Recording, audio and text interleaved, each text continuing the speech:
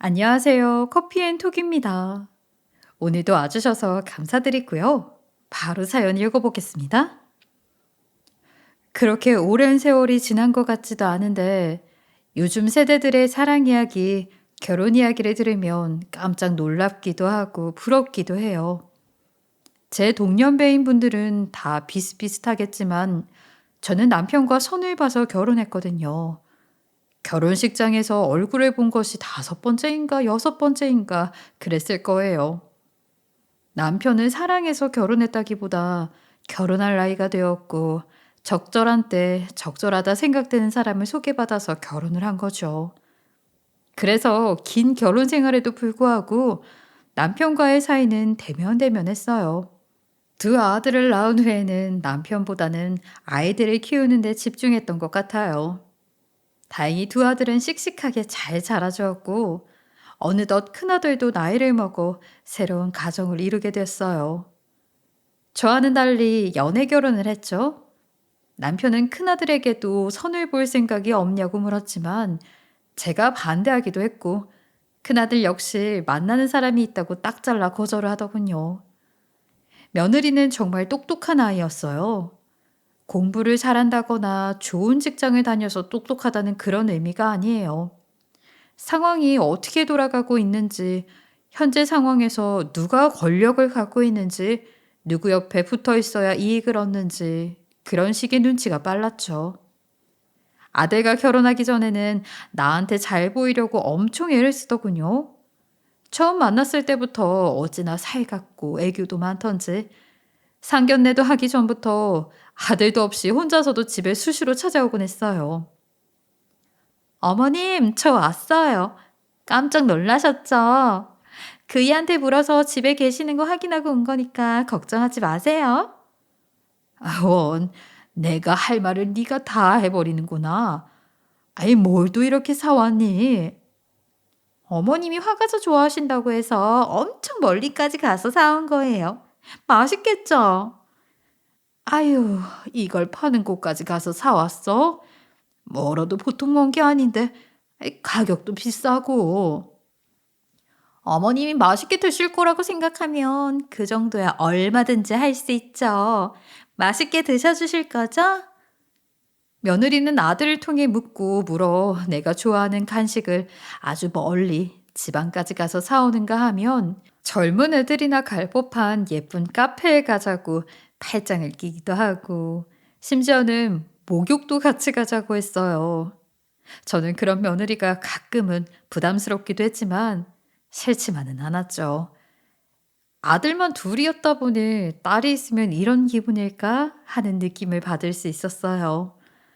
상대적으로 저는 좀 무뚝뚝하고 말수도 적은 편에 낯간지러운 행동도 잘 못하는 편이에요. 저뿐만 아니라 친정 가족들 모두가 그런 편이었어요.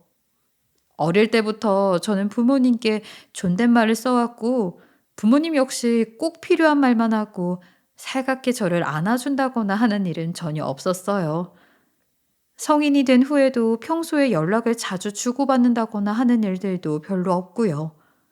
결혼한 후에도 크게 달라지는 건 없었어요. 아이들이 생기면서 조금 더 자주 찾아뵙게 된 정도였죠. 그것도 아이들이 다 큰 후에는 자연스럽게 끊어졌고요. 안부를 따로 묻거나 하지도 않고 무소식이 희소식이려니 하고 생각하고 살았어요. 저에게는 그게 자연스러웠죠. 그래서 이 아이의 모든 것이 더 신기했던 것 같아요. 하지만 그렇게 눈치가 빠른 아이가 저와 남편의 관계를 모를 리가 없었어요. 저는 저런 성격 탓에 남편과도 막 애정이 넘치는 사이는 아니었거든요. 애초에 선을 봐서 결혼한 사이라 더 그런 것도 있었고, 저는 그저 평범한 가정 이루어 남편이 벌어주는 돈 받아가며 주부로 살 수 있었던 것에 만족했어요. 아니, 정확하게는 그 전만이 남편에게 유일하게 고마운 것 하나였죠.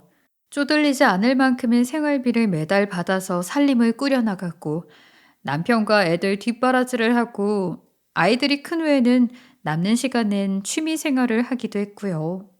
하지만 이 삶에 만족하면서도 어딘가 아쉬움이 있었기 때문에 큰아들이 선을 보는 것에 대해 반대했던 것 같아요. 하지만 남편은 아니었어요. 아내란 모름지기로 시작하는 말을 늘어놓으며 제가 좀 더 애교도 있고 살갑게 자신을 대해주길 바랐었죠. 제가 그 바람을 이루어주지 못하는 것이 남편의 가장 큰 불만이라면 불만이었고, 평생을 그렇게 살아왔다 보니 남편은 저에게 종종 투덜거리듯이 말을 하는 경우가 있었어요. 여자가 여자답지 않다나요? 덕분에 저랑 트러블도 종종 있었어요. 쓸데없는 일로 큰 소리를 내는 것 같아서 저도 몇 번 노력해 봤는데 안 되는 건 안 되더라고요. 남편에게 나는 천성이 이러니 당신이 좀 이해해 달라고 간절하게 부탁한 적도 있었지만 고지식한 남편은 들은 채도 않더군요. 이렇게 불만이 많았으면서 왜 큰아들에게도 선을 볼 생각이 없냐고 물었는지 참으로 이해하기 힘든 사람이라고 생각했어요. 며느리는 몇 번 방문도 안 했는데 이런 관계를 바로 파악한 것 같았어요. 그러고는 그 틈을 파고들어 제가 아닌 제 남편에게 저에게 했듯이 굴기 시작했어요.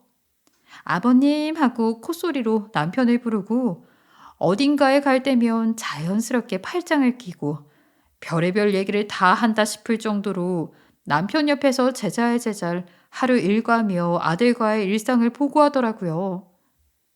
누가 보면 친딸로 오해할 정도로 큰아들이 질투할 정도였어요. 남편은 단번에 마음을 사로잡혀 이런 며느리를 참 예뻐했죠. 저는 아들만 둘 있던 집안에 맏며느리로 딸 같은 아이가 들어와 살갑게 구니 오죽 예쁘려니 하고 혼자서만 조금 씁쓸해하고 말았어요. 저 역시 그런 며느리에게 어느새 익숙해져 있었나 봐요. 그렇게 갑자기 생겼던 딸은 생겼을 때와 마찬가지로 갑자기 사라져 버렸어요. 그렇게 상견례를 하고 식을 올리고 신혼여행이 끝난 후 인사를 오는 날부터 며느리는 집안에 새로운 전통을 만들고 싶다고 대대적으로 선언을 했어요. 그게 로망이었다고요. 그러고는 날이면 날마다 뭔가 이름을 붙여 알 수 없는 기념일들을 만들더니 그때마다 집을 방문하더라고요. 며느리는 케이크를 사오기도 하고 풍선을 불어서 거실을 장식하기도 했어요. 근사한 곳에 가서 외식을 하기도 하고 집에서 저녁을 먹을 때는 저에게 저녁 메뉴를 조금 신경 써 달라고 하더군요. 그러고는 그때마다 남편은 며느리에게 용돈을 두둑히 챙겨 주었죠. 제가 깜짝 놀랄 정도로요. 며느리는 재미가 들렸는지 정말 온갖 날들을 다 기념하기 시작했어요. 예를 들면 모두의 생일 같은 건 물론이고 아들과 둘이서만 기념하면 될 결혼 후 100일, 200일 이런 기념일부터 시작해서 상견례를 한 지 1주년 같은 날까지 챙기려 들더군요. 상견례를 했던 밥집을 다시 방문해 식사를 하고 다 함께 축하를 하고 용돈을 타가는 그런 식이었어요. 당연하게도 밥값 역시 늘 저희가 다 계산했죠. 남편은 그런 며느리가 너무 기특하고 착하다며 용돈을 주면서 하나도 아깝지 않은 기색이었어요.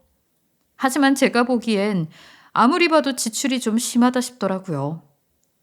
기념일이 많은 달에는 제게 주는 생활비가 반토막이 날 정도였어요. 남편과 둘이서만 생활하다 보니 많은 돈이 필요한 건 아니었지만 아무래도 이건 좀 심하다 싶어서 어느 날 남편에게 얘기를 꺼낼까 하다 그냥 며느리에게 가볍게 이야기를 했어요. 얘 며느라가 잠깐 얘기 좀 하자꾸나. 네가 여러 가지 날들을 기념하는 것들에 대해서 말이야. 네? 어머님, 그게 왜요? 무엇 때문에 그러세요? 너한테 그 로망이 있었다는 것도 들었고 자주 얼굴을 보는 것도 좋지만 어제 너무 잦은 것 같아서 말이야. 너희는 너희대로 우리는 우리대로 지출이 좀 큰 것 같지 않니? 번거롭기도 하고 말이다. 그거 조금만 줄여보면 어떨까? 음, 네. 어머님께서 그렇게 생각하신다면 그렇게 해요. 생각외로 아이는 쿨하게 그러자고 하더군요. 그렇게 대화를 하던 중 남편이 퇴근하고 집에 왔어요. 남편은 며느리를 보자마자 반색을 하며 우리 세아가 왔냐고 아주 싱글벙글 웃는 표정이 되었고, 반면 며느리는 갑자기 울음을 터뜨렸어요. 너무 당황한 저는 애가 갑자기 왜 이러나 싶었고, 역시 깜짝 놀란 남편은 무슨 일이냐고 며느리를 달랬죠. 아버님, 어머님이 제가 기념일 챙기는 게 마음에 안 드시나 봐요. 아버님도 그러세요? 아유, 그게 무슨 소리냐? 얼굴도 자주 보고 맛있는 것도 먹고 하는데 그게 왜 마음에 안 들어? 당신, 이게 다 무슨 소리야? 저는 가족들끼리 단합도 할 겸 사이좋게 지내고 싶었어요. 어머님이랑 아버님이랑 다 같이 한 가족이 되고 싶어서 그런 거였는데 제가 너무 오바했나 봐요. 죄송해요, 아버님. 남편은 눈살을 찌푸리며 저에게 소리를 질렀어요. 아이, 당신 애한테 대체 뭔 소리를 했길래 애가 이렇게 우는 거야? 아유, 여보, 난 정말로 별말 안 했어. 그냥 기념일을 조금 줄이자고만. 아버님, 어머님한테 뭐라고 하지 마세요. 다 제 잘못이에요. 그렇지만 저는 기념일 줄이지 않았으면 좋겠어요. 아버님이랑 어머님 계속 자주 뵙고 싶단 말이에요. 그렇지만 아무래도 어머님은 제가 보기 싫으신가 봐요. 아이고, 세아가 그만 울어라. 예전처럼 네가 챙기고 싶은 만큼 다 챙기면 된다. 아, 당신은 왜 괜히 쓸데없는 소리를 해서 애 기를 죽이고 그래? 순간적으로 너무 기가 차니까 아무런 말도 안 나오더라고요. 그렇게 갑작스레 태도를 바꿔버린 며느리 덕분에 저는 순식간에 며느리 보기 싫어하는 나쁜 시어머니가 되어버렸어요. 남편이 소리 지르는 걸 가만히 듣고 있을 수밖에 없더군요. 그날 밤은 가슴이 답답해서 잠도 오지 않고 그저 생각만 많아졌어요. 혹시 그 아이가 일부러 그런 걸까? 아니, 설마 그랬을까 하고 계속해서 만감이 교차했어요. 나쁜 예감은 잘 들어맞는다고 하죠. 이때부터 며느리의 갑질 아닌 갑질이 시작됐어요. 요즘은 이런 걸 며느리살이라고 부른다더군요. 저에게 그 며느리살이가 본격적으로 시작된 거였어요. 며느리는 아닌 척하면서 은근히 사람 부려먹는데 재주가 아주 남다르더군요. 며느리의 부탁을 안 들어주면 저만 이상한 사람이 되는 거였어요. 완전히 입장이 바뀌어 버린 거죠.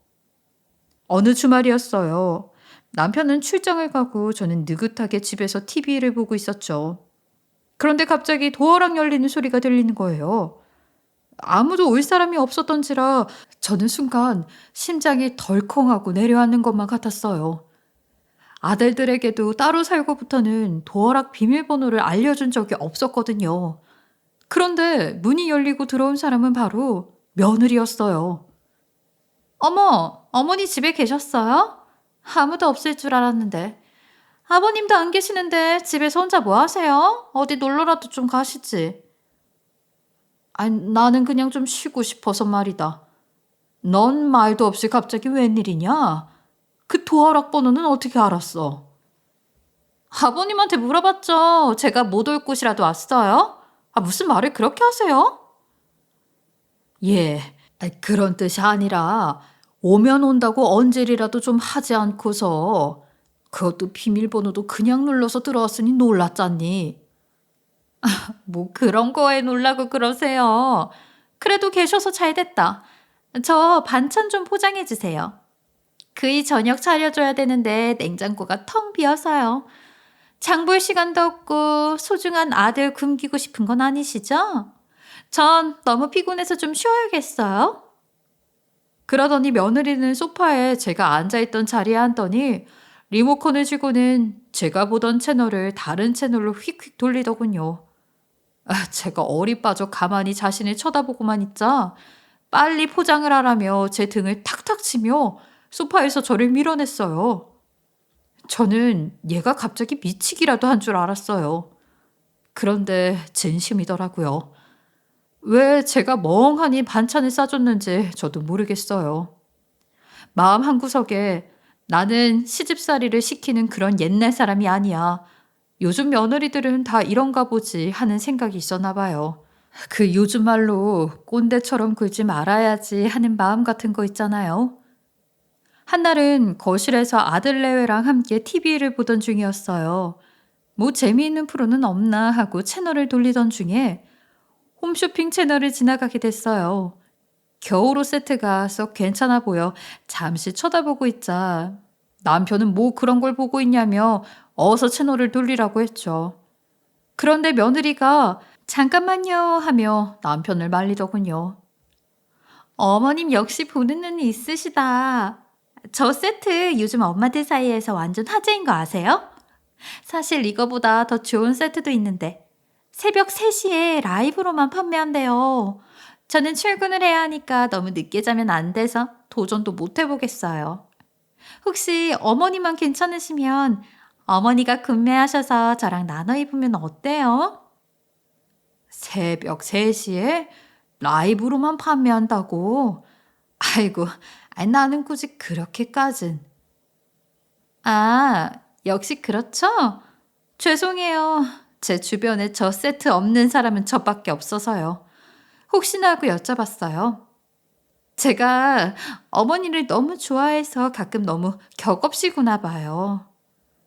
시무룩해진 며느리의 말투에 옆에서 가만히 있던 남편이 갑작스레 한마디를 하더군요. 그거 별것도 아닌데 당신이 좀 해주지 그래. 당신은 알람만 맞춰두면 언제든 잘 일어나잖아. 어차피 할 일도 없는 백수고. 아니, 새벽 시간에 잘 일어나는 사람이 따로 있겠어요? 일어나야 하는 일이 있으니까 억지로 일어나는 거죠. 그러나 너무 아무렇지 않게 저를 바라보는 남편과 시무룩한 표정으로 절 바라보는 며느리를 보고 있으니 못한다는 말이 나오지 않더라고요. 그랬다간 남편이 엄청나게 못마땅해 하면서 또 소리를 질러댈 것 같기도 했고요. 며느리 앞에서 망신살 당하기도 싫고 괜히 큰 소리 내기 싫어진 저는 그냥 그러겠다고 했고 그날 새벽까지 잠들지 못하고 거실을 서성이다 3시가 되어 알람이 울리자 깜짝 놀라 TV를 켰어요. 주문을 하면서도 내가 지금 뭘 하고 있나 싶더군요. 심지어 그렇게 온 옷은 통째로 며느리 소유가 되었어요. 매번 비슷한 일을 겪다 보니 이런 며느리의 이중성을 남편이나 큰아들에게 알려야 할 것 같았어요.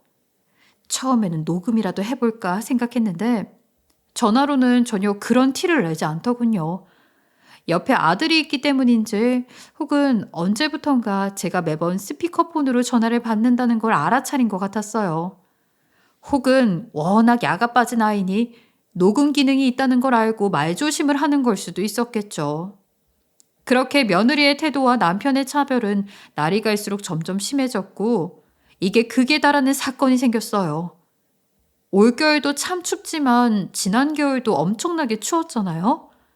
어느 날 며느리가 집이 너무 춥다며 우리 집으로 피신을 왔어요. 와서는 하는 말이 동파로 세탁기가 고장이 났다는 거였어요. 저희는 맞벌이니까 밤에 세탁기를 돌리는 수밖에 없잖아요. 주말엔 다른 볼 일도 많고 여기도 와야 하고요. 그래서 어젯밤에 세탁기를 돌리다가 호스가 얼어버렸어요. 아랫집에서 연락 오고 난리도 아니었어요. 서비스 센터에 연락해봤는데 전화도 안 받고 이래서는 언제 고치려나 모르겠어요. 아무래도 새로 주문하는 게 더 빠를 것 같은 거 있죠? 아버님은 어떻게 생각하세요? 아이고, 참 불편하겠구나. 얼른 새 걸로 하나 사는 게 낫지 않겠니? 요즘 세탁기 얼마나 하냐? 까짓것, 내가 바로 사주마. 어떤 거 살 건지는 정해놨어? 어머, 정말요? 어쩜. 역시 아버님밖에 없으셔. 제가 얼른 찾아볼게요. 그래, 난 볼 일이 있어서 잠깐 나가봐야 하니 그거 골라놓고 있어라. 이따 같이 나가서 바로 주문하자꾸나. 인터넷이 더 싸요, 아버님. 제가 주문하는 법 알려드릴게요. 허허, 그래. 그럼 내 잠시만 나갔다 오마. 그렇게 남편은 밖으로 나갔고 옆에서 듣고 있던 저는 기가 차서 한 소리를 안 할 수밖에 없었어요. 얘 며느라가 너 춥다는 건 핑계고 혹시 세탁기 사달라고 우리 집에 온 거니? 너나 네 남편은 세탁기 살 능력이 안 돼? 아이 그리고 아무리 시간이 없어도 그렇지 이 날씨에 세탁기 돌린 건 엄연히 네 잘못 아니니. 요즘 동파사고 잦아서 서비스 센터가 연락이 잘 안 됐나 본데 인터넷으로 접수해서라도 고쳐서 쓰거라. 너희 세대는 그런 거 익숙하지 않니? 세탁기가 한두 푼 하는 것도 아니고 우리 집 세탁기도 20년이 넘었는데 잘 돌아간다. 하물며 너희 집 세탁기는 결혼할 때 마련한 것 아니니? 물건을 아껴 쓸 줄 알아야지. 어떻게 뭐 하나만 고장나도 모조리 사달라고 쪼르르 달려올 수가 있니? 그러자 며느리의 눈초리가 올라가더군요. 셀쭉한 표정으로 아이는 제게 말했어요. 어머니, 이런 식으로 나오면 곤란해지실 텐데 감당할 수 있으시겠어요? 대체 뭘 믿고 저러는지 협박 섞인 말투에 저는 너무 어이가 없어서 해볼 테면 해보라고 대꾸라고는 안방으로 들어가 문을 쾅 닫아버렸어요. 며칠 후 며느리가 어떻게 구워 삶은 건지 남편이 아주 작정한 듯이 저를 불러 며느리 편을 들더군요. 아, 당신 요즘 왜 그렇게 며느리를 괴롭히고 그래? 아, 내가 언제 걔를 괴롭혔다고 누가 그래요? 어디서 무슨 소리를 듣고 와서 그러는지는 모르겠지만 지난번에 춥다고 왔을 때도 그렇고 그전에도 그랬잖아. 애가 오죽했으면 춥다고 피신을 오고 오죽했으면 세탁기가 고장났다는 얘기까지 했겠어. 애가 세탁기 고칠 돈도 없어서 이 엄동설안에 손빨래를 하고 있다잖아. 그 말도 안 되는 소리 좀 하지 말라고 해요. 둘 다 회사에 다니는데 세탁기 고칠 돈이 왜 없어요? 그리고 그 요즘에는 세탁방도 잘 되어 있는데 지금이 어떤 시대라고 손빨래를. 웃기지도 않는 변명이네. 새 것이 갖고 싶어 그러는 거지. 그리고 요즘 같은 시대에 따뜻한 물 펑펑 나올 텐데 그 손빨래 좀 하면 어때요? 아니, 여편네가 그걸 말이라고 해? 그냥 한 대 새로 사주면 될 걸 가지고 왜 괜한 시집살이를 시키는 거냐고. 애가 이혼이라도 하겠다고 하면 어쩔 거야? 이 여편네야, 아들을 이혼남 만들고 싶어 작정했어? 따박따박 대꾸를 하다가 슬슬 기가 차서 아무런 말도 못하고 있는데 남편은 갑작스레 본인이 덮고 자는 이불이며 베개를 둘둘 뭉치더니 저에게 집어 던지더군요. 아니, 이게 대체 뭐 하는 짓이에요? 이거 가지고 아들네로 가. 아까 당신 입으로 얘기했지? 요즘 같은 시대에 손빨래 좀 하면 어떠냐고. 가서 지금 며느리 하고 있듯이 똑바로 손빨래로 빨아와. 안 해오면 당장 쫓겨날 줄 알아. 아니, 어떻게 아내를 이런 취급을 할 수 있는 거지? 시어머니 체면을 대체 뭘로 보는 건지 서러움에 눈물이 울컥 나지만 꾹 참았어요. 저는 악에 받쳐 이걸 가지고 며느리한테 본보기를 보여줘야겠다 싶었어요. 늙은 나도 손빨래 하니 너도 입 닫고 손빨래 해라. 세탁기는 절대 사줄 수 없다 한 소리를 해야겠다 싶어 이불과 베갯잎을 주섬주섬 챙기는데 거기에서 뭔가가 툭 떨어지더군요. 남편이 평소에 애지중지하는 묵직한 수첩이었어요. 저는 수첩을 대충 챙겨놓고는 일단 아들네로 향했어요. 가서 어떻게 하면 며느리의 진면목을 밝힐 수 있을까 고민을 하면서요. 아들네에 가보니 거실에 빨래가 한가득 쌓여있더군요. 며느리는 나를 보자마자 으름장을 놓았어요. 왜 이렇게 늦게 오셨어요? 어머니 때문에 옷 없어서 저랑 그 출근 못하게 되면 월급 대신 주실 거예요?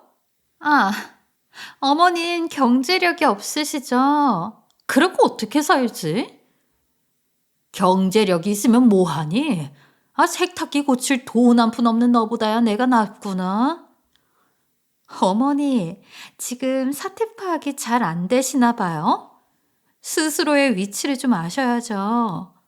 어머니 지금 저한테 완전히 밀려나신 거라고요. 뭐? 뭐가 어쩌고 저째? 너 도대체가? 아, 됐어요. 일단 이것부터 빨아주세요.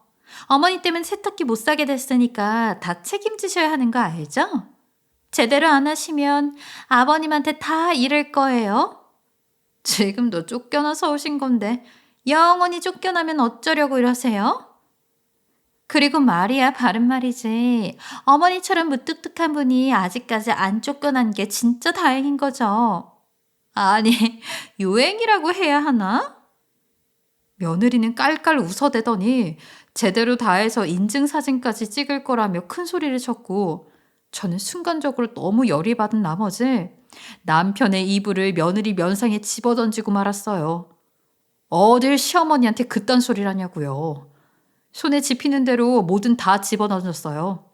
두루마리 휴지가 며느리의 얼굴에 직격했고, 며느리는 비명을 지르며 손에 들고 있던 휴대폰을 떨어뜨렸어요. 며느리는 씩씩대며 당장 아버님께 연락을 하겠다며 바닥으로 떨어진 휴대전화를 찾기 시작했고, 저 역시 그 틈을 타 욕을 한 바가지 더해주고 아들네를 낳았어요. 바람이 차서 주머니에 손을 넣고 이제 어디로 가야 하나 생각하는데 주머니 속에서 뭔가가 잡히더군요. 남편의 수첩이었어요. 평소에 그렇게 애지중지하던 걸 왜 떨어뜨렸나 생각해보니 베개 밑에 숨겨놨던 게 아까 베갯잎을 던지면서 떨어진 게 아닌가 싶었어요. 지금이야 각방을 쓰지만 몇 년 전까지는 같은 방을 썼었거든요. 그때도 이 수첩을 가지고 있다가 자기 전에도 틈틈이 뭔가 적어놓곤 했던 기억이 나더라고요. 꽤 오래전부터 들고 다녔던 수첩인데 여태까지 쓰고 있었다니 이런 수첩 살 돈을 아껴서 며느리한테 용돈을 주나 하는 생각에 기가 막혀 뭘 그렇게 써넣었나 하고 수첩을 들여다봤어요. 수첩이 왜 이리 두둑한가 했더니 수첩 커버의 뒷날개와 앞날개에 작게 접힌 쪽지들이 가득하더라고요. 그런데 쪽지들 사이에서 증명사진 하나가 떨어졌어요. 아주 옛날에 찍은 듯한 여자의 사진이었는데 어디서 많이 본 얼굴 같더라고요. 하다하다 이제는 바람까지 피는구나 하는 생각에 절로 한숨이 나더군요. 얼굴이 너무 낯익어서 내가 아는 사람인가 하는 생각도 들었어요. 대체 어디서 뭐 하는 여자인지 좀 살펴봐야겠다는 생각이 들어 수첩을 펼쳐서 제대로 읽어보기 시작했죠. 적혀 있는 건 대부분 연락처 메모, 그리고 일정들이었어요. 몇 시에 어디에서 누구 하는 형식들이었죠. 그런데 이상하게도 익숙한 이름이 눈에 들어왔어요. 바로 안사돈의 이름이었죠. 제가 안사돈의 이름을 바로 기억하는 이유는 이름이 정말 특이하거든요. 꽃 이름인데 성이 장씨이고 이름이 미로, 장미였어요. 누구나 한 번 봐도 기억을 할 이름이었죠. 그런데 그런 안사돈의 이름을 아주 친근한 사이인 양 우리 장미라고 적혀 있더군요. 동명이인인가 했는데 애초에 흔한 이름도 아니었을 뿐더러 옆에 적힌 연락처가 안사돈의 연락처가 맞더라고요. 게다가 많으면 일주일에 두세 번, 적어도 한 달에 한두 번은 안사돈을 만난 걸로 되어 있더라고요. 대체 이 양반이 안사돈을 왜 만나고 다니지? 그것도 일주일에 두세 번씩. 전 갑자기 퍼즐이 맞춰진 것처럼 어떤 생각이 머릿속에서 떠올라 수첩 뒷날개에서 떨어진 증명사진을 다시 봤어요. 어디선가 많이 본 얼굴. 그 사진은 며느리를 닮아 있었어요. 바로 안사돈의 젊은 시절 사진이었죠. 둘은 예전부터 알고 지낸 사이가 분명했어요. 심지어 보통 사이가 아니니 사진까지 넣어 다닌 거겠죠. 저는 떨리는 손으로 수첩 날개에 고이 접어져 있는 쪽지들을 모두 꺼내 하나하나 읽어보기 시작했어요. 안사돈이 보낸 것으로 추측되는 것과 안사돈에게 보내려고 한 듯한 것이 반반이었어요. 내용을 읽어보니 아주 가관이더군요. 며느리를 보면 그대 젊은 시절이 떠올라. 아유 어쩜 그렇게 예쁘게 그리고 똑당게 자랐지. 며느리가 그대를 닮아 참 애교가 많아. 젠딸이 생긴 것 같아 늘 흐뭇해. 가끔 예전 생각이 나는 건 나뿐인 건가? 목석 같은 마누라가 살아서 더 그런가 봐. 하지만 안사돈이 보낸 쪽지는 더했죠. 오빠 덕분에 우리 딸이 잘 지내는 것 같아 참 다행이에요. 행여라도 시집살이 같은 거 당하지 않게 오빠가 잘 지켜줘요. 저도 예전 생각이 종종 나요. 우리 그땐 참 좋았는데. 오빠는 참 멋있게 늙은 것 같아. 젊은 시절이 떠올라서 가끔 두근거릴 정도야. 우리 다음엔 예전처럼 데이트하러 갈까요? 저는 그제야 모든 걸 알 수 있었어요. 안사돈과 저희 남편이 저와 결혼하기 전 서로 사귀었던 연인이었던 거예요. 남편이 며느리한테 그렇게 잘해줬던 건 전 애인의 딸이었기 때문이었죠. 아마 휴대전화나 컴퓨터로 연락을 하면 증거가 남을 것을 걱정해 이렇게 쪽지를 주고받은 거겠죠? 아니면 옛날 그 시절 휴대전화도 컴퓨터도 없던 그 둘이 연애하던 시절 서로 편지를 주고받았던 추억을 회상하기라도 했던 걸까요? 진짜 놀고 자빠진 거죠. 하지만 이렇게 물리적인 증거가 제 손에 직접 들어오게 될 줄은 아무도 몰랐을 테죠. 이미 서로에 대해서 잘 알고 있었음에도 상견례 때 처음 본 것처럼 제 뒤통수를 친 거예요. 저는 분노가 치밀어 올라 손이 부들부들 떨릴 지경이었어요. 결혼하기 전 연애를 했던 것이 흠은 아니죠. 저 역시 몇 번인가의 연애를 했었으니까요. 하지만 수첩과 쪽지의 내용으로 보아 두 사람이 최근에도 만나고 있다는 것은 용서할 수 없는 일이었어요. 아직까지 깊은 관계까지는 가지 않은 것 같았지만 저에게는 다를 바가 없었어요. 쪽지 내용으로 봐서는 이 연놈들이 당장이라도 어디 가서 붙어 먹어도 이상하지 않을 것 같더라고요. 저는 냉정하게 생각하기로 했어요. 머리를 식히고 지금 상황에서 제가 할 수 있는 일이 무엇인지를 가만히 헤아려 보았어요. 모든 걸 알게 된 이상 더는 시간 낭비하고 싶지 않았거든요. 이윽고 저는 모든 결정을 내렸어요. 더 이상 이렇게 살 수는 없겠더라고요. 일단 저는 두 아들을 불러 수첩과 사진, 쪽지들을 모두 보여줬어요. 그동안 제가 겪었던 일들과 수모까지 모두 털어놓았죠. 작은 아들은 불같이 화를 내며 저에게 당장 이혼을 하라며 변호사를 알아봐 주겠다고 했어요. 하지만 큰아들은 새파랗게 질려서는 아무런 말도 하지 못하더라고요. 남편의 외도야 그렇다 쳐도 아내가 여태까지 내게 그런 식으로 대해왔다는 것을 도저히 믿지 못하겠다는 눈치였어요. 사실 외도 상대가 안사돈이라는 것만 해도 어이가 없는 일이었는데 말이에요. 큰아들이 자꾸 아내에 대해서 변명하듯 얘기를 꺼내길래 참다 못한 제가 한마디 쏘아붙였죠. 너는 네 아내에 대해서 하나도 모르는구나. 내가 네 아빠에 대해서 아는 것보다도 더 모르니 선을 보나 연애를 하나 별 차이도 없네. 나중에 네 눈으로 한번 직접 봐야 정신 차릴래?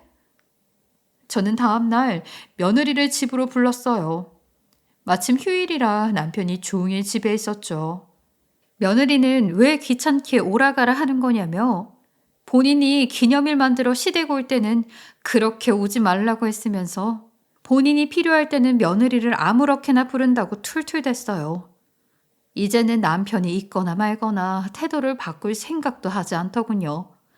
그러고는 오자마자 빨래 얘기를 또 끄집어내며 남편에게 우는 소리를 하기 시작했어요. 남편의 표정이 언짢아지며 저에게 또 한바탕 난리를 칠 기세더라고요. 저는 들은 척도 하지 않고 있다가 남편과 며느리 사이에 수첩을 던졌어요. 며느리는 이게 뭐냐는 표정으로 저를 바라보았지만 남편의 얼굴은 순식간에 새파랗게 질렸어요. 남편은 황급히 수첩을 챙겨 품속에 넣으려고 했지만 제가 싸늘하게 이미 늦었다고 말하자 손길을 멈추더군요. 챙겨도 소용없어. 이미 복사도 다 해놨고 사진도 찍어놨으니까. 그동안 나 바보 만들으라 고생 많았어. 아버님, 어머님이 지금 무슨 얘기 하시는 거예요? 혹시 벌써 노망 나신 거 아니에요? 입을 방자하게 놀리는 것도 거기까지야. 너도 손이 있고 눈이 있으면 그 수첩을 한번 살펴보지 그러니? 이까지 수첩이 뭐라고 그리 기세등등하게 나서고 그러실까? 비아냥거리던 며느리는 수첩을 살펴보다가 삽시간에 표정이 일그러졌어요. 며느리의 목소리가 떨리고 있었어요. 아버님, 이게 뭐예요? 이게 대체 어떻게 된 거예요? 저한테는 그냥 두 분이 잘 아는 사이라고만 하셨잖아요. 아니, 예전부터 잘 알던 사이가 맞지. 지금은 그 이상도 그 이하도 아니다. 아무 사이도 아니야. 그냥 예전에 아주 친했을 뿐이야. 참, 그래요? 그 시절 증명사진을 넣고 다니고, 서로 데이트 신청도 하고, 그런 게 아무 사이도 아닌 그런 거예요? 그럼 당신과 난 대체 무슨 사이야? 며느리는 제 엄마와 시아버지가 어느 정도로 깊은 사이인 줄은 잘 몰랐던 모양이에요. 그저 잘 아는 사이라고 하니까 뒤를 믿고 까불었던 거죠. 며느리의 손이 부들부들 떨리면서 남편을 바라보는 표정에는 온갖 감정이 다 담겨 있더군요. 안 싸더니 이러고 다니시는 건 몰랐나 보구나. 바깥 싸더니 아시게 되면 어떤 표정을 지으실지 나도 정말 궁금하네. 그 자리에 너도 함께 가겠니? 며느리의 얼굴이 순식간에 하얗게 질리더군요. 어머님, 지금 무슨 소리 하시는 거예요? 절대로 그러시면 안 돼요. 안 돼요. 네가 여태껏 해온 방자한 말과 행동들은 그래도 돼서 그런 거였니? 그건요. 죄송해요. 죄송해요, 어머니. 제가 잘못했어요. 그러니까 제발 저희 아빠한테는 알리지만은 말아주세요. 네? 제가 이렇게 빌게요. 저희 부모님 정말 사이 좋으세요. 아파트 단지에서 인꼬부부로 소문날 정도예요. 이런 거 가져가도 안 믿으실 거예요. 그러니 제발 그만두세요. 네? 어머니. 믿지도 않으실 거면 네가 이럴 필요도 없지 않니? 대체 얼마나 사이가 좋으신지 내 눈으로 꼭 한번 뵈어야겠구나. 며느리는 제 앞에 무릎을 꿇더니 울면서 사정하기 시작했어요. 하지만 이렇게 큰일을 그냥 덮어둘 수만은 없었죠. 제가 당한 것도 너무 많았고요. 저는 울분이 터지려 하는 걸 꾹 참고 최대한 감정을 꾹꾹 눌러서 차분하게 며느리에게 말했어요. 네가 늘 해오던 것 아니니? 뒤에서 사람 바보 만들고 누군가에게 일러 바치고 그런 거 잘하잖아. 그게 얼마나 사람을 비참하게 만드는 줄 아니? 역지사지를 당해봐야만 아는 모양이니 이번 기회에 한번 잘 느껴보렴. 그리고 이젠 너도 내 말을 다 믿을 수 있겠니? 제 말을 듣고 미리 와서 작은 방에서 조용히 있던 큰아들이 모습을 드러냈어요. 얼굴이 불그락 푸르락 실시간으로 변하고 있더군요. 아들의 그 모습을 보는데 마음이 애잔했어요. 본인 잘못으로 결혼 생활이 파탄난 게 아니라 제 애비 되는 사람이랑 장모 되는 사람이 아들의 결혼 생활을 파탄냈으니까요. 거기에 며느리도 있었네요. 제 아들을 본 며느리의 얼굴이 다시 하얗게 질렸어요. 당신 여태까지 우리 어머니한테 계속 그딴 식으로 대해왔던 거야? 여태 내 앞에서 내 어머니 칭찬하고 우리 어머니가 최고라고 했던 말은 다 거짓말이었던 거야? 당신 대체 어디까지가 진짜고 어디까지가 가짜야? 여보, 그게 아니라 오해야. 오해가 있었던 거야. 그렇죠, 어머니. 다 오해잖아요. 아니긴 뭐가 아니야. 처음부터 다 듣고 있었어, 나. 뭐? 벌써 노망난 게 아니냐고? 어떻게 그런 말 할 수가 있어?